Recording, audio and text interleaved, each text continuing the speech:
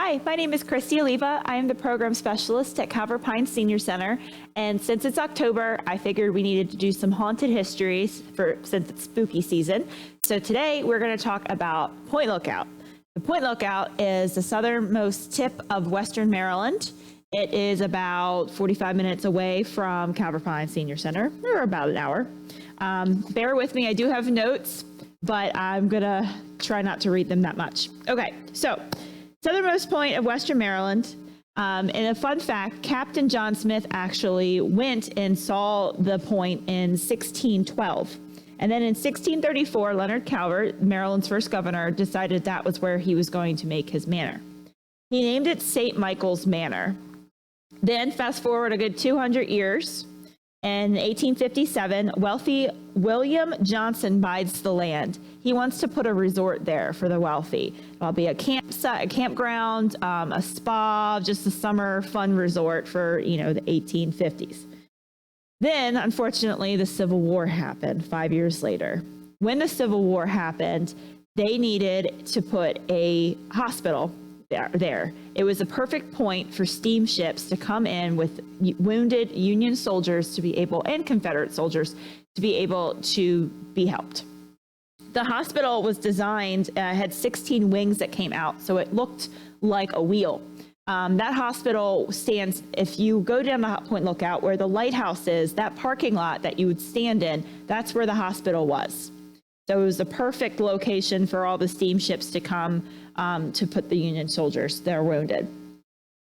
Also, in the Battle of Gettysburg, in the summer of 1863, the Union authorities started sending Confederate prisoners to Point Lookout. So this camp, it's called Camp Hoffman. It was about 1.5 miles up the road from the hospital. And there was 52,000 prisoners that went into this camp at some point. At one point, more than 20,000 crowded that camp at one time. And unfortunately, they did not know about social distancing at that time.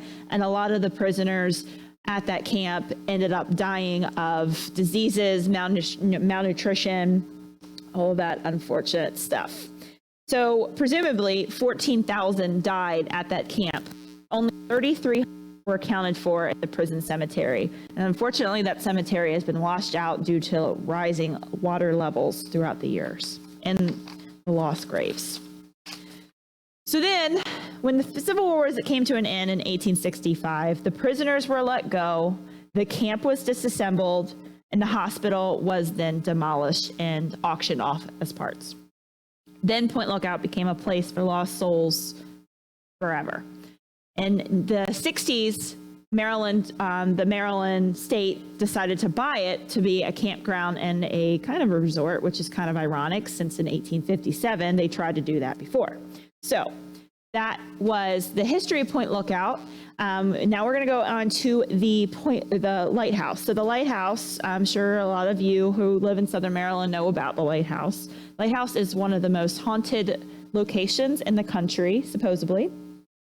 A little history on that. In 1825, the federal government decided there needed to be a lighthouse there. Because of the tip, the ships needed to know if they needed to hang a left to go up the Potomac towards Washington, D.C., or if they need to keep going straight to the bay. And also, so they don't run aground.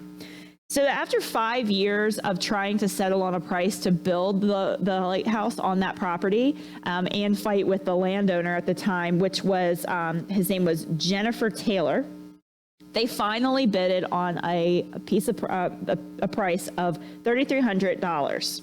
And John Donahue, which was a famous lighthouse builder in the time, was the one that was going to erect the lighthouse. So Mr. Donahue actually had the lighthouse up and running in 2 months. I don't know what magic he did, but he did a good job. And the lighthouse was an integral lighthouse. So it was a new type of style of lighthouse at the time. And an integral lighthouse means that the light is actually in the middle of the house. So instead of walking out to the lighthouse tower, the tower is in the middle. And the original tower is only 24 feet tall. And then September 20th, 1830, the lighthouse switched its light on and it became operation under the watchful eye of James Davis. He was the first lighthouse keeper on the lighthouse. And then unfortunately, 3 months later, he did pass. However, his daughter, Ann Davis, became the keeper of the lighthouse, and it was said that she was a well-regarded keeper. She, unfortunately, she did decide to sell alcohol out of it, and then the Lighthouse Association was like, you can't do that, so she stopped. And then everybody's like, she's amazing. And then one captain said once, Miss Davis is a fine woman, and I'm sorry she had to live on such a small, naked point of land. Also, there's letters that you can see on pointlookoutlighthouse.com, and they have letters of her writing to her superiors of how bad the lighthouse was, and very strong words for a lady at her time. That was in disarray and it needed to be helped. But unfortunately, in 1847, her payroll register stated the word dead. So the only thing we know about her was in 1847, she did pass it sometime that year. So then after her, there was 17 more keepers that would keep the light alive at Point Lookout Lighthouse. When the Hammond Hospital was erected for the Civil War, there wasn't much said about what went on the lighthouse, but we can only think that whoever the keeper was at the time had some interesting stories. They definitely had a good spot for people watching. So they were right next door, literally right next door to the Hammond Hospital. Then in 1883, the lighthouse got a facelift. The little 24-foot tower then was made to a 41-foot tower. And it also was enlarged to 2 stories. And so there was 2 keepers. The keepers' families could live there separately. And then in 1888, a new taller fog bell tower was built and as an attachment to the end of the coal shed. And also at this time, they were combating a lot of shore erosion. So they're trying to figure out how to preserve the lighthouse and make sure that the ships obviously don't run into it. And then in 1827, electricity was installed there because of windmills, and the house was made into a duplex. Then in 1865, an automated light went out past the shore, and the light was extinguished from the lighthouse after that. So then the lighthouse was dormant, and they wanted to rent it out. So the first tenant, her name was Laura Berg. Laura Berg was very, very, very excited to live in a lighthouse. I would too. I think that would be fun. And she wrote in Living at a Lighthouse, December 1979, when I heard the Point Lookout Lighthouse was available for lease, I jumped at the chance to live in it. Then, when she moved in on December 6th of 1979, after 2 park rangers snickered at her, they told her that the house was haunted, and she's like, yeah, okay, whatever. Well, on the next night, retiring to her bedroom, she heard heavy footprints walking back and forth through the halls. She said, my immediate was, well, I guess the place is haunted. She also said she smelled something dead in one of the guest rooms, but she never could figure out what it was. She tried scrubbing the floors to no avail. Every night, the smell came back. And then one night, Berg awakened to see 6 strange lights over her head. She then bolted awake, and she smelled the odor of something downstairs. When she went downstairs, she realized her furnace was on fire. She extinguished it, went back to bed, but then she realized the supposable ghosts were there to keep her safe. So today, like I said, the lighthouse is ranked one of the most haunted lighthouses in America. And unfortunately, due to COVID, nobody's able to go in and out, but they did have tours once or twice during the month, and people would bring their ghost hunting tools and their photos and the apps on their phone to try to see if they could take a picture of the supernatural.